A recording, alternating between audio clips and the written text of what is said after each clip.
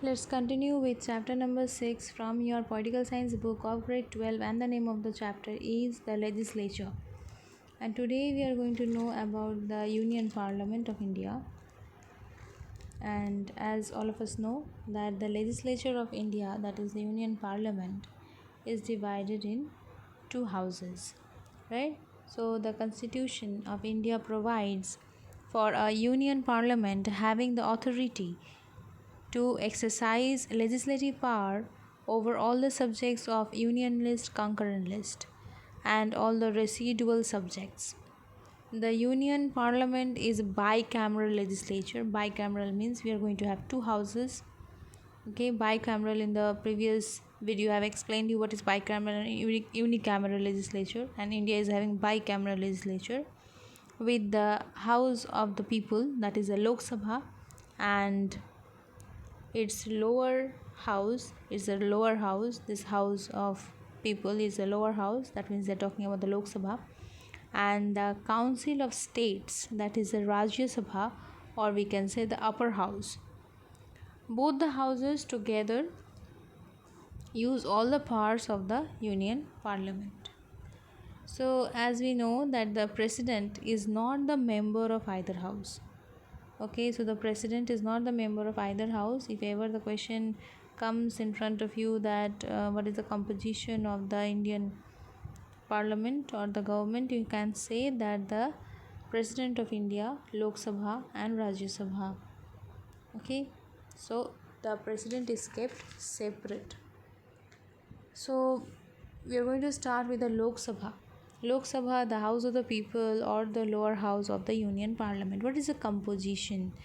When the constitution was inaugurated in 1950, we will find that the members were 500. In 1956, it got increased to 520, and in 1963, the members got increased to 525. By the 31st Amendment Act, that was the change brought in the constitution, and we are finding that the Lok Sabha members got fixed to 545. Out of this 545, we will find that 525 were the elected from the states and 20 from the union territories. Okay, so the process or the present membership of Lok Sabha is 545 to 543 elected. 545, out of which 543 are elected and 2 are nominated members. These 2 are the Anglo-Indians. Okay, they are the nominated members. 543 members are directly elected by the people of India living in all states and union territories of India. Out of 543 elected members, 131 members come from the reserved constituencies. Okay, next, this is the composition. What is the method of election of the members of the Lok Sabha? First is universal adult franchise. That means the citizens of India, those who have attained the age of 18 and above 18, they can cast their vote and select their representatives. This is universal adult franchise. Joint electoral system.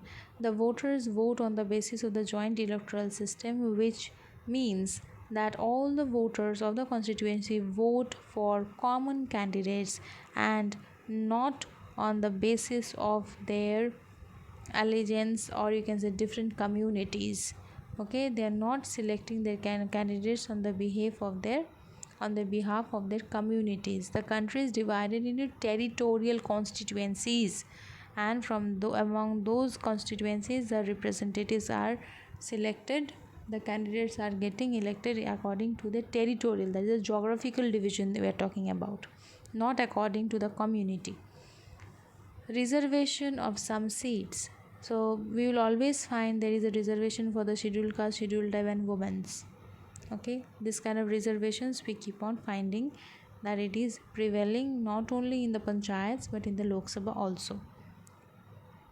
Next, single member constituency. The whole country is divided into as many electoral constituencies as is the number of the members of the Lok Sabha to be elected. from each constituency, one representative is elected. So how many members are needed in the Lok Sabha? If we need 543 members, that means the entire country is divided into 543 constituencies, and from each constituency we are getting one representative.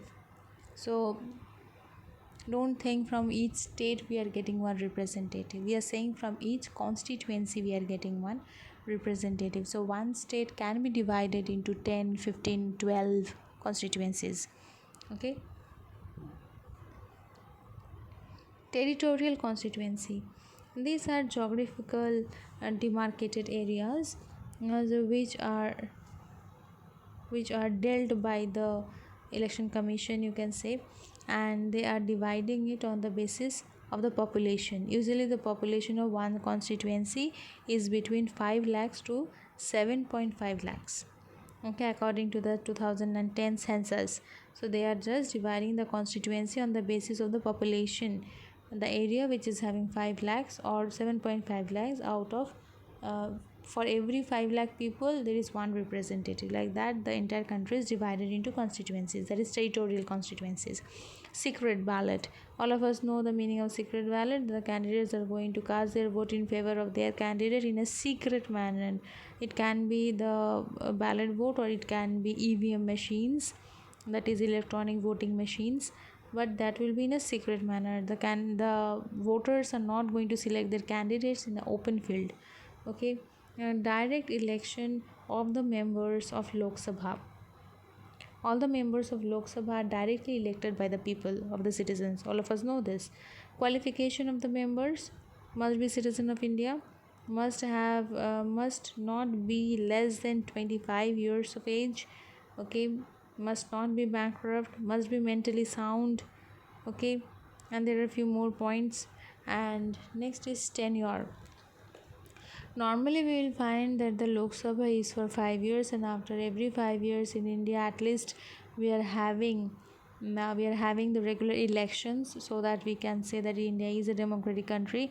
And moreover, if ever there is an emergency or a fresh election is not taking place, then the old you can say after 5 years more 6 months, that same assembly can continue for next 6 months.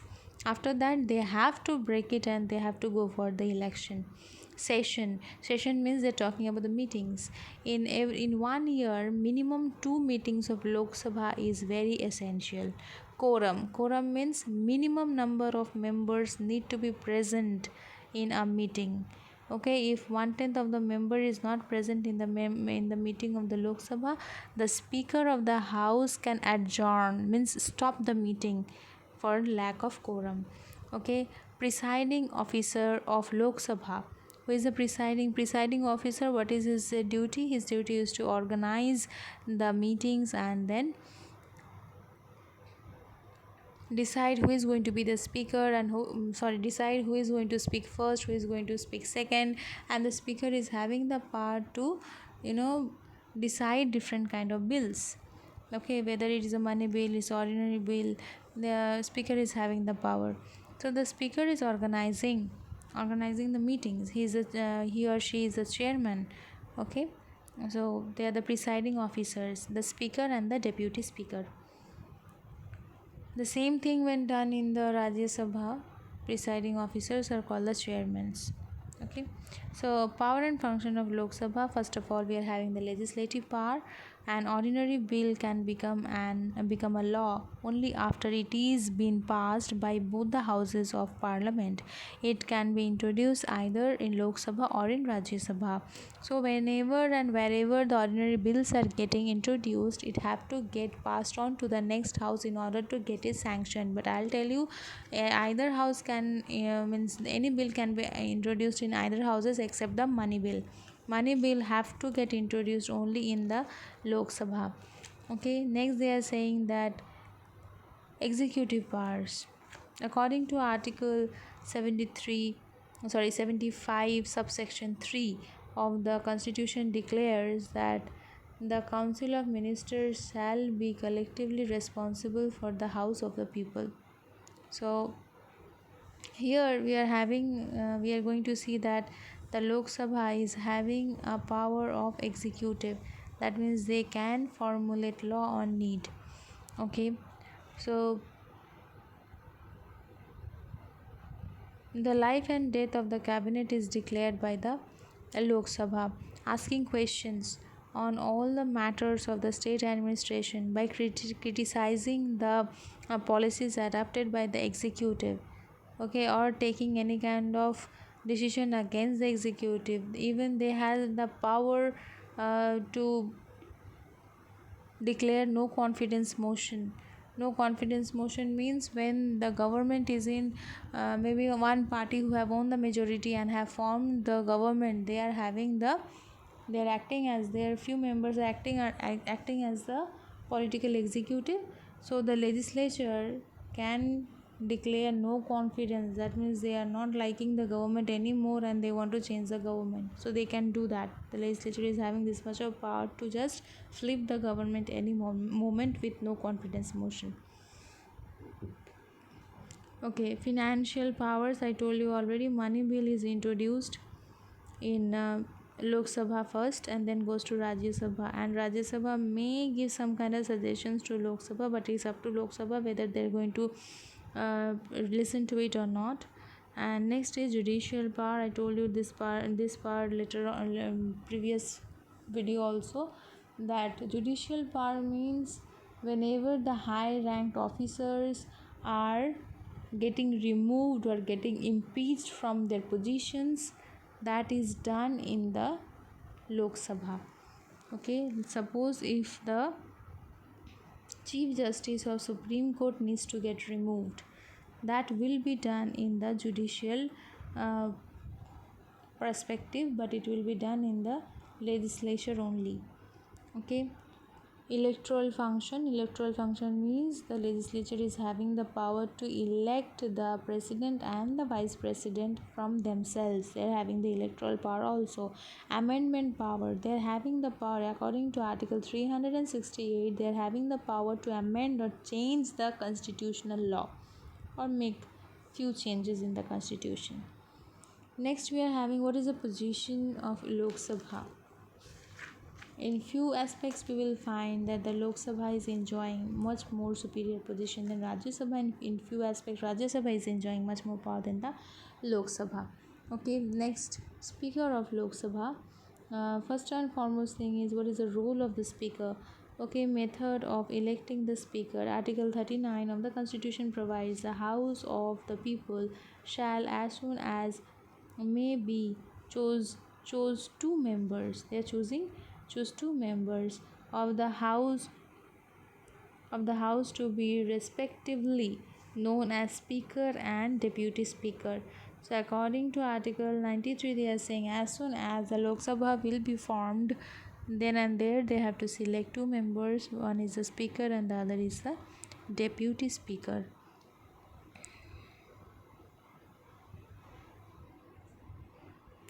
Next, qualification. There is no formal qualification for the office of the speaker. Any sitting meeting or any sitting member of the Lok Sabha can be elected as the speaker of the house. Okay, tenure is 5 years once again. And method of removal, article 94 of the Indian Constitution provides speaker ceases or holds the office if he ceases the member of the house or he resigns from the office. Okay, if he is not acting properly or maybe he is not able to maintain in the house, then he can be removed, or if he resigns or if he is dead, that automatically the deputy speaker comes over and takes the position. Okay, next, power and functions of the Lok Sabha. What are the role the Lok Sabha what are the speaker of the what is the role of the speaker in Lok Sabha? To preside over the meetings, that means to conduct the meetings, to maintain discipline. Then whenever the members are speaking, sometimes they tend to become violent because they are having, or they are the members of maybe opposition political party. He or she have to, the speaker have to maintain that there is no violence, and there is to fix the agenda of the house, that means on which matter the house is going to speak, or the meeting is going to get conducted, on which agenda, that is fixed by the speaker. Okay.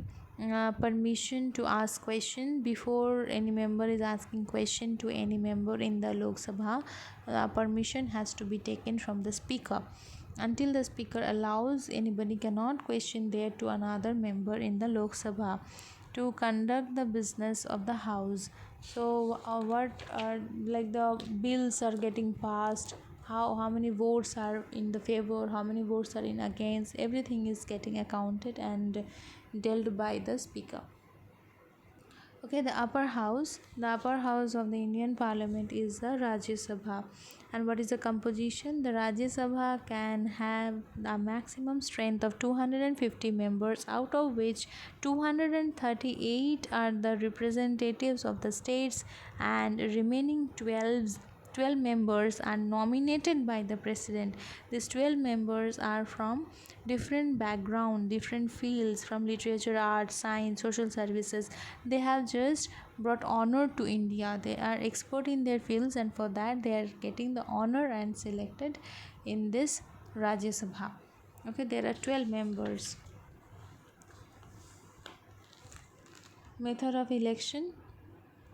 Method of election is the members of Rajya Sabha are elected indirectly by the members of the state legislative assembly through the method of proportional representation, single transferable vote system. Okay. Next is, and the 12 members are nominated by the president. Qualification of the members: must be citizen of India, must be above the age of 30, must not be bankrupt, must be mentally sound. Okay. What is the tenure? The tenure is 6 years. Tenure is 6 years because after every in every second year, or after every second year, we will find that 2/3 of the members are getting resigned. That means they are getting removed. So we can say that Rajya Sabha is never empty. Okay, Rajya Sabha is a permanent house. It is never empty.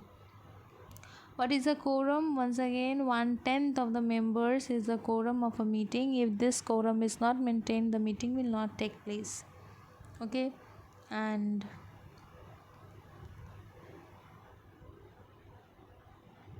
next point is power of Rajya Sabha. Power of Rajya Sabha here. What is the legislative power? The Rajya Sabha enjoys equal power with the Lok Sabha in the sphere of ordinary lawmaking.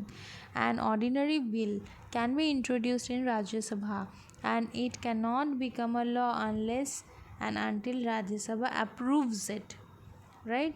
In case of deadlock between two houses, or we can say houses of parliament, over an ordinary bill, and if the conflict remains unsolved for 6 months, the president convenes a joint sitting of two houses and resolve the deadlock.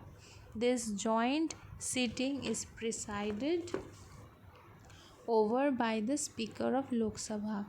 If the bill is passed by the joint sitting, it is sent to the president for his signature.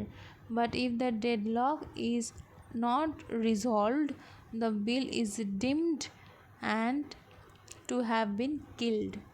Okay, so if they are deciding over a bill and they are not able to come to a conclusion, then they will go for a joint session, and in the joint session also they are not able to find out that what is the solution, or whether the deadlock is going to get resolved or not, then the bill will be declared as killed. Okay, financial power, we know that the Rajya Sabha plays a very minor role because Lok Sabha is enjoying much more power in this aspect. Executive power, the Rajya Sabha has limited role to exercise the executive power. Okay, this power is also maximum enjoyed by the Lok Sabha. Constitutional amendment, any constitutional amendment can be introduced in either houses of the parliament. If the Rajya Sabha adopts it, then it goes to the Lok Sabha for the approval. Okay, and if anything is first initiated by the Lok Sabha, it comes to Rajya Sabha. That means both the houses have to sit and apply their power in order to amend the constitution. Yes, other than that, they're having the electoral powers also, and they are selecting their vice president and president, and we are having the deputy chairman and chairman also getting selected by them. Okay, judicial power also they are having, that if any Supreme Court judge is getting removed, or maybe any vice president have to be selected or needs to get removed, everything can be done in Rajya Sabha also. But I'll say Lok Sabha also plays a very important role in this, and both of them tries to always sit together and sort out the problems. Hopefully you understood till this much. Thank you.